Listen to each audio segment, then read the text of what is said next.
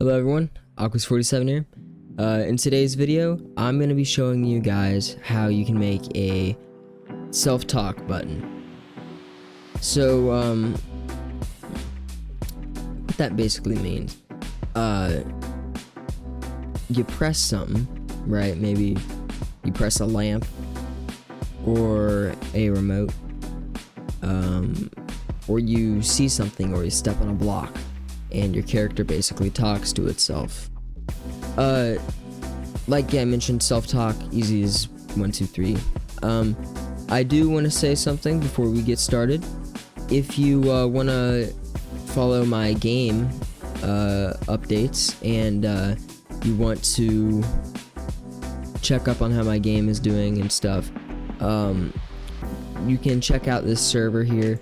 You can check out this group here. This is my Roblox group, V8 Studio. This studio is creating the game Intruder on Roblox. I'm working on it right now, but I'm taking a break to chillax. So I decided I might as well do something for you guys, such as this tutorial. Anyway, this is my group. You can follow updates on the game. If you also want to follow updates on the game, I have a Instagram called V8 Studios. Also, it's V8_Studios_Roblox. We're gonna go ahead and make it so you press a block, right? We're gonna make it so whenever you press a block, it will show up a dialogue. Maybe something's not working. Maybe honestly, I don't know. You'd have to do that yourself. Anyway, to start off, what we could do is make the block, but what I'd really like to do is make the UI. So go ahead and put a screen GUI and start a GUI. Name it whatever you'd like. Put a frame in there. Make the anchor size, the anchor point size, you guys can barely see it. It's under my face cam right about there. Change the anchor point to 0.5, 0.5, and the position to 0.5, 0, 0.5, 0. And then change the size to, well, if I can get it. You want your size to look like that. So that's 1, 0, 1, 0. And it's full screen. Make it transparent. Make sure it's visible. It doesn't have to be. You can... There's various different ways you can do that. Okay. Then what you'd want to do is create a text label inside of there. And name it whatever you'd like. Again, make it 0.5, 0.5 on your anchor point. And make the position... There we go. That's how I have it. And you can make the size whatever you'd like, but for this case, I'm gonna keep it short and simple. Keep in mind, we're gonna have text scaled on. I'm gonna keep it that big just because I feel like that's, I don't know, reasonable. Change the font to whatever you'd like. In this case, I'll just change the font to my game font, the font I use for the text in the game. And then make the background transparency, whatever you'd like, and there you go, you have your text label. This, you can make sure the text label has nothing in it. Then what you'll want to do is you can put in anything. I'll just go ahead and put the script here. You want to make a local script in your text label. And you want to go to replicated storage. I'm going to make an events folder just so I can stay organized. And I'm going to make a remote event. And with this remote event, I'm gonna name this text box event. All right, so go back to your local script after you made your event, and you want to make a variable. For this variable, we're gonna make it our event that we made in our replicated storage. So local event equals game.replicatedStorage.events.textbox event. Then we'll do event dot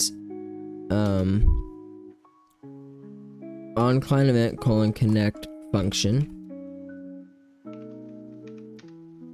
and then we want to put in text.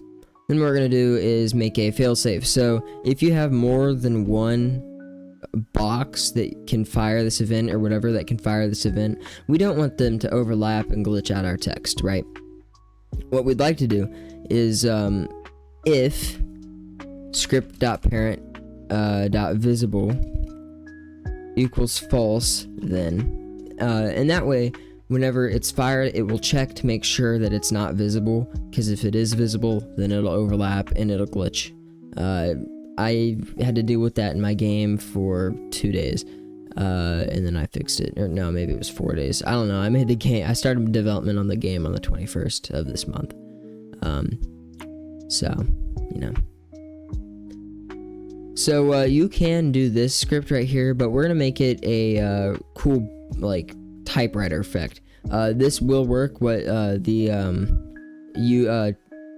stuff on the whatever the UI AI chat box thingy code writer, I don't know, that will work. Me looking at that script, I feel like that script works. Anyway, we want to make a typewriter effect with this because we want to make it look cool. So we need to define tween service. So local tween service equal game : get service tween service. All right, now we're gonna want to make our typewriter. So do local function typewrite effect, or whatever you want to call it, and put in here object and text. All right, and then in here we're gonna do for I equal 1, and then we'll do hashtag text, comma 1, do, and press enter. Then we'll do object dot text equal string, no, that's not a string, string dot sub text, comma 1, comma I, and then weight 0.05. And that's it for that function. Now all that we have to do is make our script.parent.visible equal to true, and we want to make our typewrite effect fire, and we got to give it its object and text. So we'll do script.parent because that's what we want to make. We want to make this text label do its thing, and then we got to say our text, and then we can do a wait 5, and then make our script.parent.visible equal to false. That's it for the typewriter effect. It works. It doesn't have any sounds, but it works. There's an easy way to make sounds. Alright, now what we're gonna do is we're gonna make our part actually make text appear. So what we'll want to do is go to the plus symbol, add a script, and add a proximity prompt, and put the script inside the proximity prompt. In the script, we'll want to define our event. So do local events equal game dot replicated storage dot events. I do dot events just so I can make everything a little easier. Anyway, now we want to get it whenever. Now we want this script to function whenever we use our proximity prompt. So to do that, we would do script.parent.triggered : connect function, just like that, and then we'll do events dot text box event : fire client, and we'll actually put player in here, and we'll make it say player, and comma, and then this is where we want to make our this is where we're gonna want to make our text. This is where we want our text to be. So we're gonna make this say, is this working? You can make it say whatever you want. Now that you have that in, we're gonna want to make it so people can't spam click this. I know it won't do anything because that failsafe we added in the local script, but we at least want to make it look clean and you know, make it a little more professional looking. So to do that, we want to do script.parent.enabled equal false, And we want to do wait 5, because if you recall, in here we have it wait 5. And do script.parent.enabled equal true.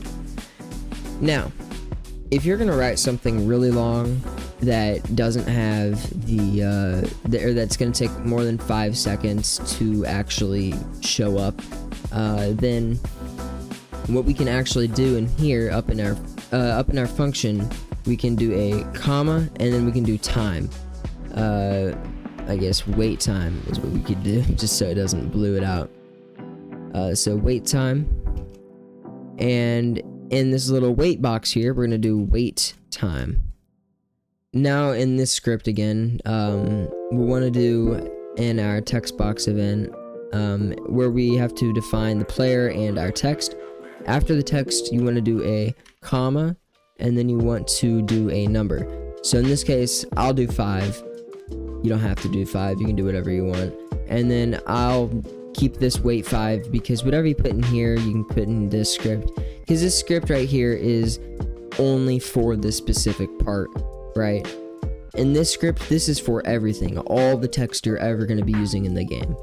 But this script is what's defining the part, so put the same number here. So put the number that you put in our text thing and where we define our player. Put that number in our wait box here. Alright, now we can go ahead and test it. It looks like everything's supposed to work, so let's see if I am wrong. I haven't tested it yet. Knowing me, I probably put a lowercase something, or, you know, I messed up.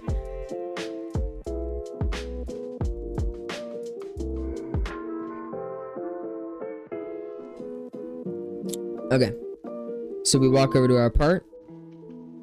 Is this working? And after 5 seconds, it goes away. I hope you guys enjoyed that video. I hope that was helpful for some of you. That is also a good way you can make story games. You can make dialogue go back and forth with that. Maybe add a sound effect in there whenever the little text appears or something. I don't know. But you can make dialogue go back and forth with that.